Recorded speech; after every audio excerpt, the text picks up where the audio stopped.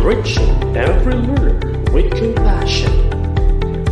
Moving everything with passion. Driving everyone with dedication. This is Educat Balogan Bayanihan.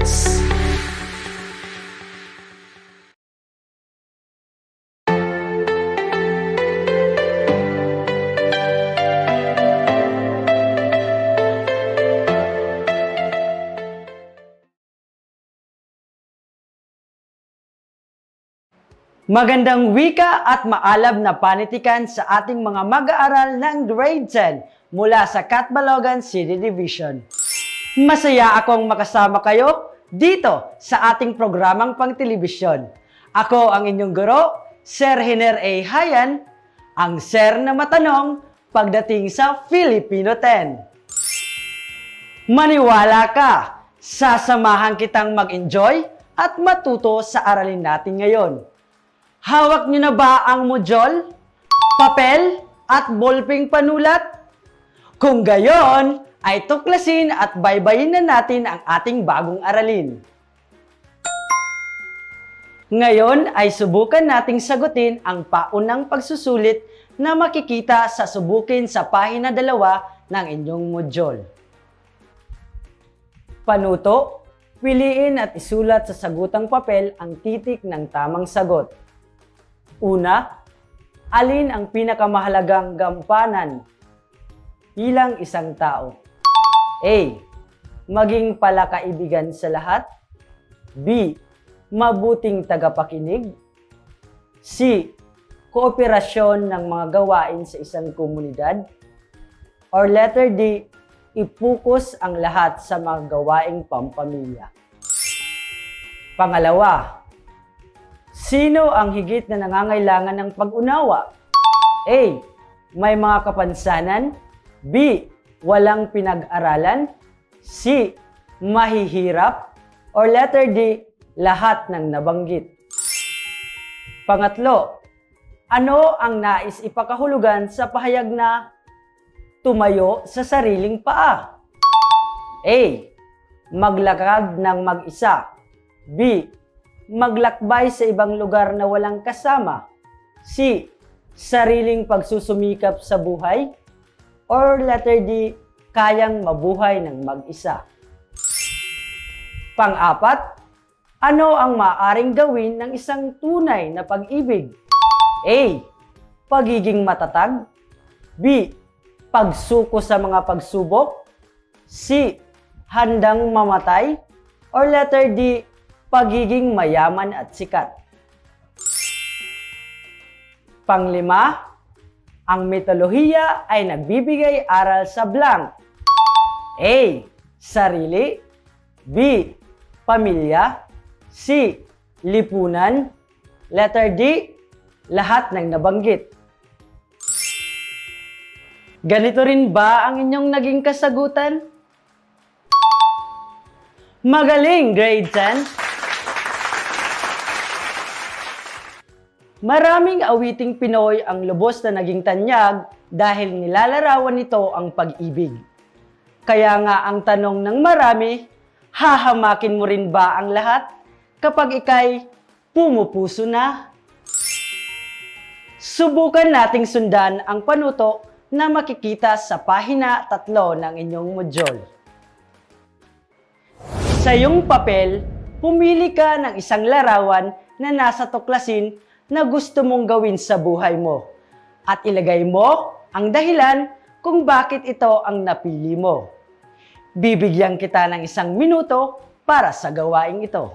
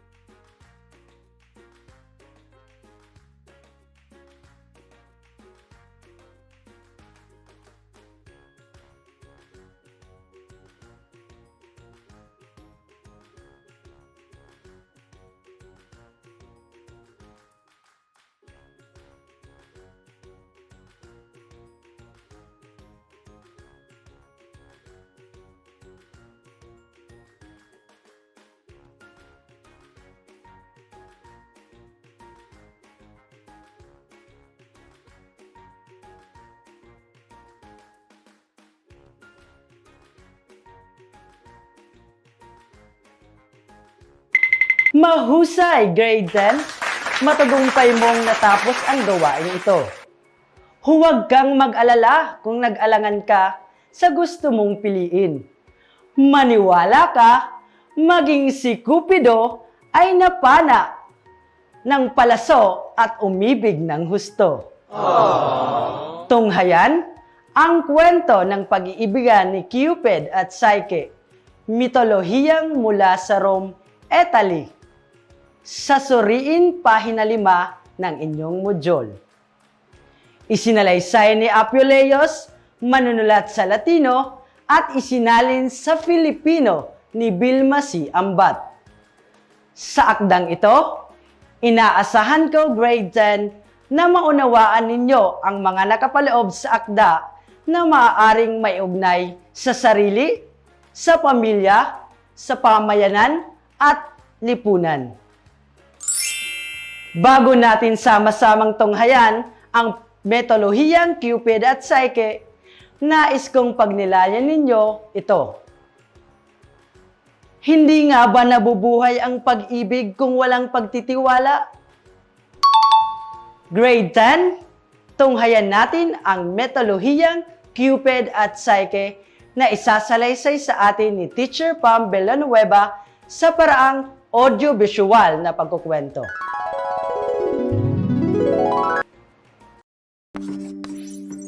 Cupid at Psyche. Muling isinalaysay ni Alvin D. Mangawang.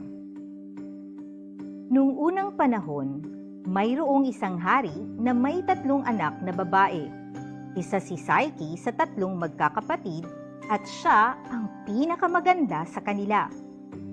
Sa sobrang ganda ni Psyche ay talaga namang maraming humanga sa kanya.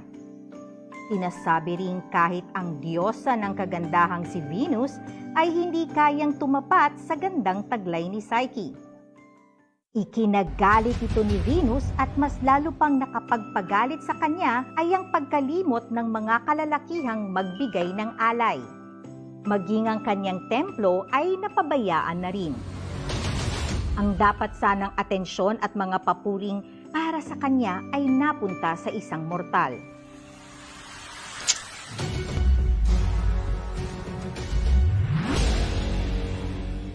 Dahil dito, nagalit si Venus at inutusan niya ang kanyang anak na si Cupid upang paibigin si Psyche sa isang nakatatakot na nilalang. Ngunit ang nangyari ay ang kabaliktaran. Si Cupid ang umibig kay Psyche na tila siya ang nabiktima ng sarili niyang pana. Inilihim ito ni Cupid sa kanyang ina at dahil sa kampante naman si Venus sa kanyang anak, hindi na rin ito nag-usisa. Hindi umibig si Psyche sa isang nakatatakot na nilalang. Ngunit, wala ring nagtangkang umibig sa kanya. Kahit na sobra ang pagmamahal ng mga Ginoo kay Psyche, ay sapat na sa kanila ang nakikita lang nila ang dalaga. Samantalang ang kanyang 2 kapatid ay nakapag-asawa na ng hari. Naging mapanglaw si Psyche sa mga nangyari, kaya naglakbay ang amang hari ni Psyche upang humingi ng payo kay Apollo, upang makahanap ng mabuting lalaking iibig sa kanyang anak. Hindi alam ng amang hari na naunahan na siya ni Cupid upang hingin ang tulong ni Apollo. Kaya sinabi ni Apollo sa hari na makapapangasawa ng isang nakatatakot na halimaw ang kanyang anak at kailangang tumalima sa kanyang ipinayo. Nang nagawa na ng amang hari ang lahat ng ipinayo ni Apollo, ipinag-utos niyang pihisan si Psyche ng pinakamaganda niyang gayak pangkasal. Pagkatapos mabihisan si Psyche, ipinabuhat ng hari ang anak na parang ihahatid sa kanyang libingan papunta sa tuktok ng bundok. Nang makarating sa bundok na paroroonan, naghintay ang magandang dalaga sa kanyang mapapangasawa. Walang kamalay-malay ang magandang dalaga na ang kanyang mapapangasawa ay ang Diyos ng pag-ibig na si Cupid. Naging masaya naman ang kanilang pagsasama bilang mag-asawa. Mahal na mahal nila ang bawat isa. Ngunit, may isang bagay ang hindi masilayan ni Psyche. Ang mukha ng kanyang kabiyak.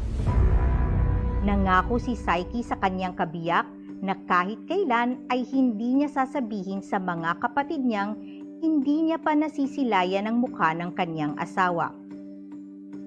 Nangulila si Psyche sa kanyang mga kapatid, kung kaya't humiling siya sa kanyang asawa na sana'y makita niya ang mga ito. Pinagbigyan niya naman ito kasabay ng pagbibigay muli ng paalala.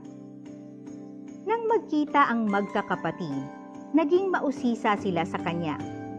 Labis kasi ang yaman ng asawa ni Psyche na hindi mapapantayan ng kanilang mga napangasawa.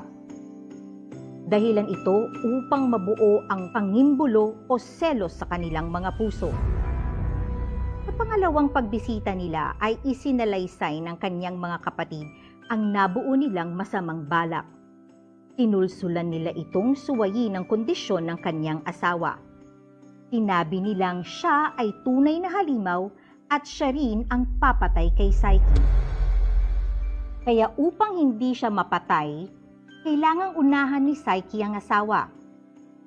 Agad namang nabuyo si Psyche sa sinabi ng kanyang mga kapatid. Sa wakas, nang mahimbing nang natutulog ang lalaki, patiyad na naglakad si Psyche patungo sa pinaglagyan niya ng punyal at lampara. Kinuha niya ang mga ito. Tinindihan niya ang lampara. Dahan-dahan siyang lumapit sa kanyang asawa. Laking ginhawa at kaligayahan ang nag-uumapaw sa kanyang puso nang masilayan niya sa unang pagkakataon ang itsura ng kanyang asawa. Hindi halimaw ang kanyang nakita, kundi pinakagwapong nilalang sa mundo. Nang madapuan ng liwanag ang kagandahan ng lalaki ay tila ba mas lalong tumingkad ang liwanag ng lampara. Sa labis na kahihiyan at kawalan ng pagtitiwala, lumuhod siya at binalak na saksakin ang sarili. Nang akmanan niyang itatarak ang punyal sa kanyang dibdib, nanginig ang kanyang kamay at nahulog ang punyal. Ang panginginig ng kanyang kamay ay kapwa nagligtas at nagtaksil sa kanya. Sa pagnanais niyang pagmasdan pa ang kagwapuhan ng kanyang asawa, inilapit niya ang lampara at natuluan ng mainit na langis ang balikat nito. Nagising ang lalaki at natuklasan niya ang pagtataksil ng asawa. Lumisan ang lalaki nang hindi nagsasalita. Sinundan ni Psyche ang asawa, subalit paglabas niya, hindi na niya nakita ang lalaki. Narinig na lamang niya ang tinig ng asawa. Ipinaliwanag nito kung sino siyang talaga. Hindi nabubuhay ang pag-ibig kung walang pagtitiwala. Wika niya bago tuluyang lumipad papalayo.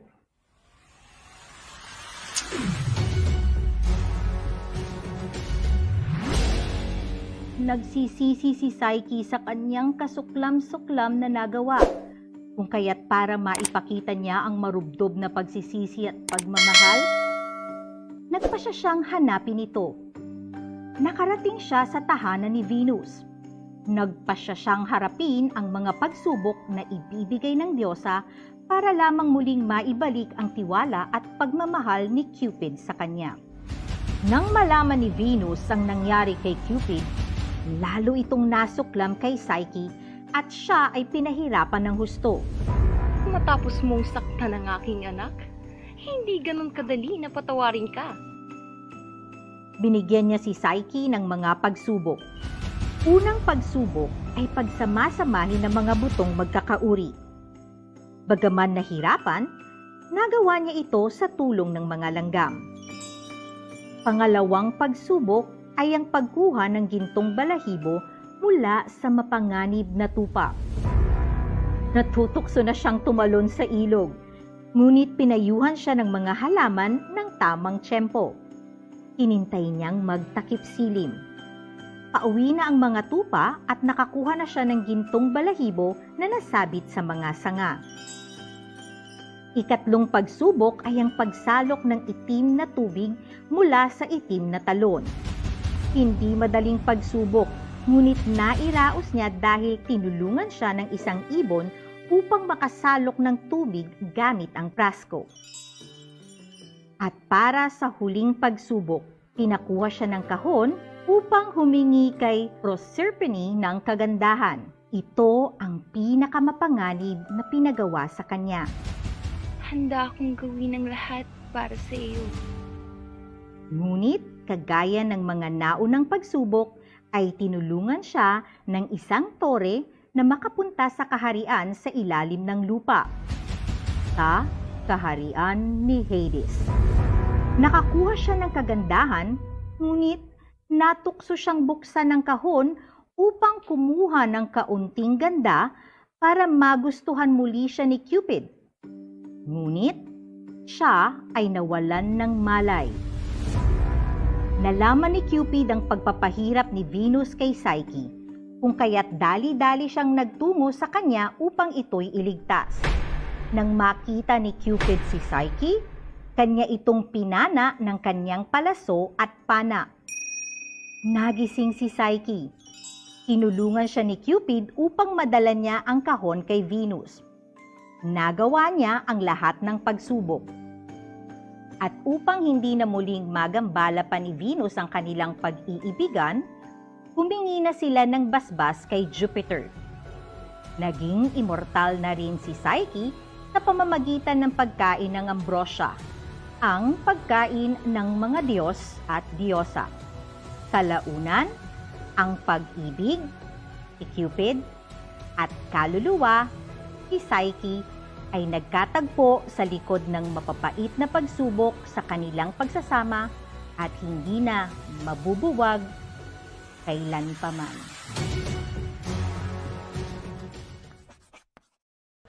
Nagustuhan at naunawaan mo ba ang kwento? Ito ay halimbawa ng metodolohiya. Ngunit ano nga ba ang metodolohiya? Metodolohiya ay tawag sa agham o pag-aaral ng meto at alamat. Ang salitang meto ay galing sa Latin na metos at mula sa salitang Griego na mutos, na ang kahulugan ay kwento. Ito ay akdang pampanitikan na kadalasan ang mga tauhan ay pumapatungkol sa Diyos at Diyosa na nagpapakita ng pakikipagsapalaran at kabayanihan ng mga tauhan. Ngayong naunawaan nyo na ang mitolohiya, tutulungan kitang sagutin ang unang gawain sa pagyamanin sa pahina 7 ng inyong self-learning module. Unang tanong, anong katangian ng mga tauhan sa mitolohiya ang nais mong tularan? Ayaw mong tularan. Bakit?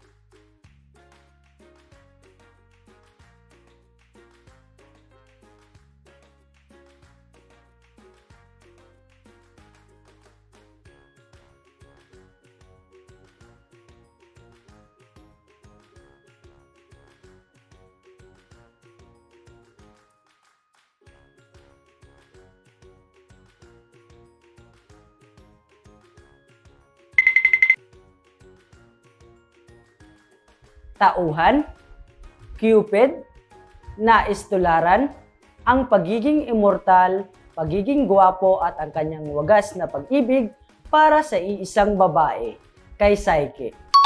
Hindi nais tularan, ang kanyang pagiging sinungaling para sa pag-ibig. Pangalawang tauhan, Psyche, nais tularan, ang kanyang pag-ako ng kanyang kamalian, pagiging maganda, at pagiging matapang sa anumang hamon na ibinigay ni Venus sa kanya.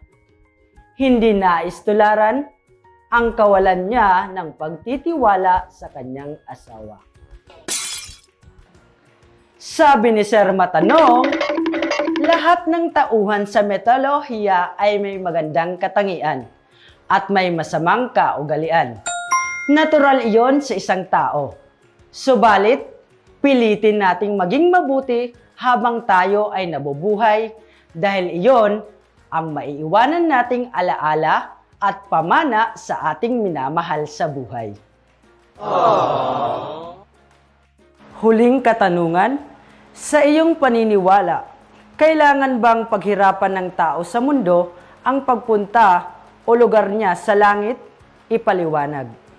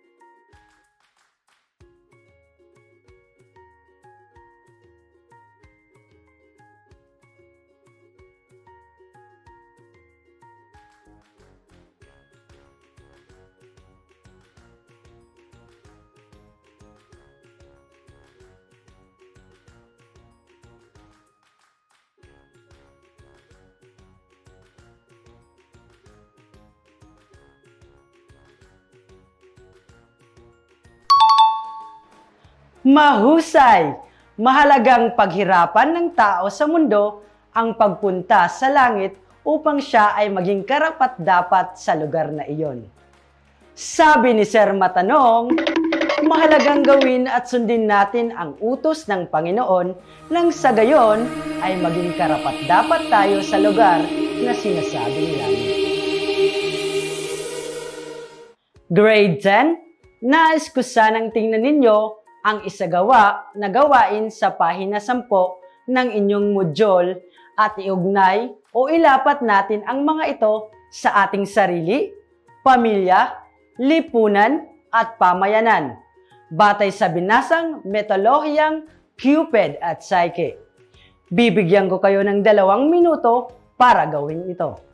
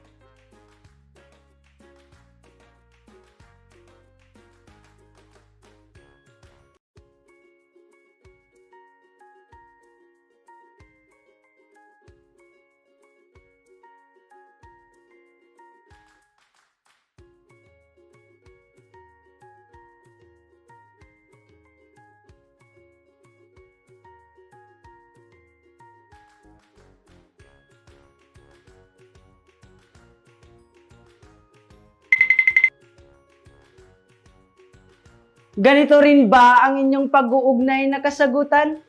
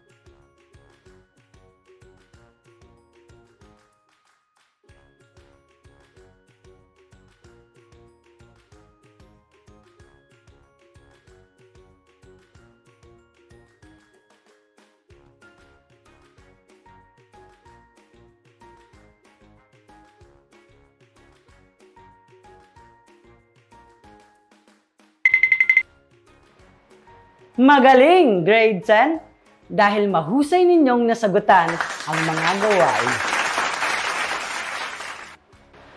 Ngayon ay natapos na nating maiugnay ang kwento sa sariling karanasan. Oras na para sukatin ang inyong natutunan sa ating paksa. Sagutan ang nasa tayahin na may 10 katanungan.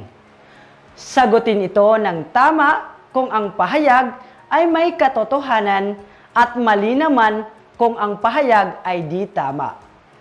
Bibigyan ko kayo ng 1 minuto para sagutin ang gawaing ito.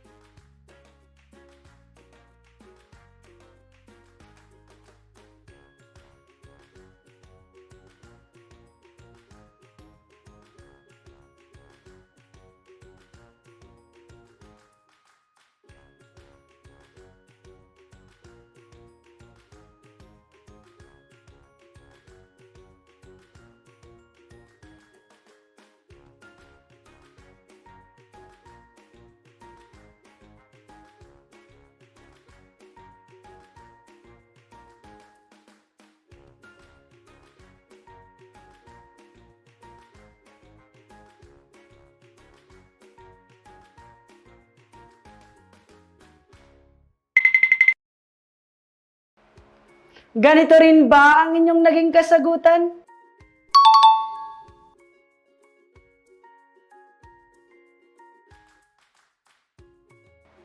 Binabati ko kayo grade 10 dahil alam kong nasagutan ninyo ng tama ang mga katanungan. Bigyan natin ng masigabong palakpakan ang inyong mga sarili. Para mas mahasa pa ang inyong angking talino, ay sagutin ninyo ang mga sumusunod na karagdagang gawain. Panuto, basahin at sagutin ang mga katanungan sa ikalawang gawain sa pahina 7, ang Metalohiyang Pilipino na ang pamagat ay nagkaroon ng anak sina Wigan at Bugan. At isama nyo na rin ang karagdagang gawain na makikita sa pahina 12 at sa mga naiwang gawain sa modyol. At yan ang tampok na aralin para sa inyong Self-Learning Module Kit sa Filipino 10. Ikinalulugod namin kayo'y aming nakasama, mga minamahal na mag-aaral. Lubos namin kinagagalak na muli kayong makasama sa susunod na paghahatid ng bagong kaalaman. Ako ang inyong guro, Sir Hener A. Hayan. Tandaan, sa panitikang Filipino, abot kamay mo ang mundo. Sama-sama tayo para sa pinag-iisang paghihilom at pinag-iisang pagtuklas ng kaalaman, hatid ng bayanihan. Hanggang sa muli, paalam!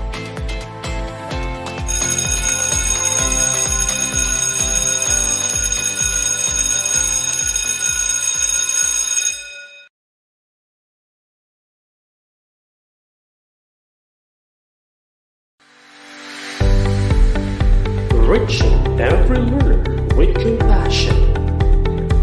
Moving everything with passion. Driving everyone with